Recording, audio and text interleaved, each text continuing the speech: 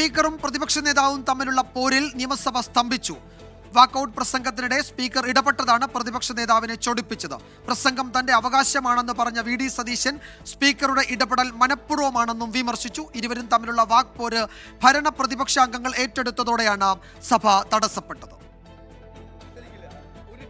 Walkout പ്രസംഗത്തിലെ ഇടപെടലിനെ ചൊല്ലി ഇന്നലെയും പ്രതിപക്ഷ നേതാവും സ്പീക്കറും തമ്മിൽ ഏറ്റുമുട്ടിയിരുന്നു. അതിന്റെ തുടർച്ചയായിരുന്നു ഇന്നത്തെ സംഭവങ്ങൾ. വി ഡി സതീശന്റെ വാക്കൌട്ട് പ്രസംഗം 9 മിനിറ്റ് കഴിഞ്ഞപ്പോൾ തന്നെ സ്പീക്കറുടെ ആദ്യ മുന്നറിയിപ്പ് വന്നു. അത് കണ്ടില്ലെന്നടിച്ച് സതീശൻ മുന്നോട്ട് പോയതോടെ സ്പീക്കർ വീണ്ടും ഇടപെട്ടു. ഇതോടെ പ്രതിപക്ഷ നേതാവ് രോഷാകുലനായി. ഇല്ല, ഒരു കാരണവശാലും ഇത് അനുവദിക്കില്ല. ഒരു കാരണവശാൽ അങ്ങ് സഭ നടത്തിക്കൊണ്ടുപോകണോ വേണ്ടെന്ന് അങ്ങ് തീരുമാനിക്കണം. എന്നെ തടസ്സപ്പെടുത്തി അങ്ങ് സഭ നടത്തിക്കൊണ്ടുപോയി. 9 മിനിറ്റ് കഴിയുന്നവരെ ഇടപെട്ടില്ലെന്നായിരുന്നു സ്പീക്കറുടെ ന്യായം. അത് ഔദാര്യമല്ലെന്ന് പ്രതിപക്ഷ നേതാവ് തിരിച്ചടിച്ചു. You spoke 9 minutes without any intervention. No, ഔദാര്യത്തിന്റെ പ്രശ്നമല്ല. Without any intervention from chair, you spoke 9 minutes. It is my right to speak here. തർക്കം മുറിയതോടെ പ്രതിപക്ഷാംഗങ്ങൾ സ്പീക്കറുടെ ഡയസിന് മുന്നിലേക്ക് എത്തി.